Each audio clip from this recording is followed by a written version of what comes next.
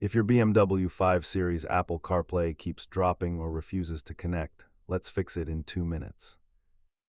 80% of these connection issues are just minor software sync errors between your iDrive system and your phone.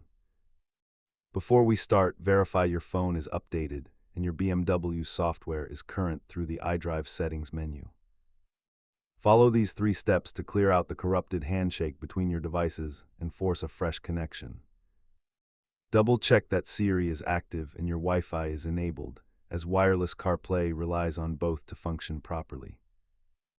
BMW-specific issues often stem from expired connected drive services or VPNs on your phone interfering with the data link.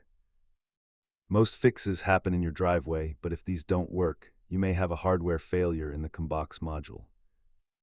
As you can see, a simple system reset solves the vast majority of connectivity problems for most owners. If you're still stuck, use an OBD-i scanner to check for telematics codes or check the BMW portal for firmware updates.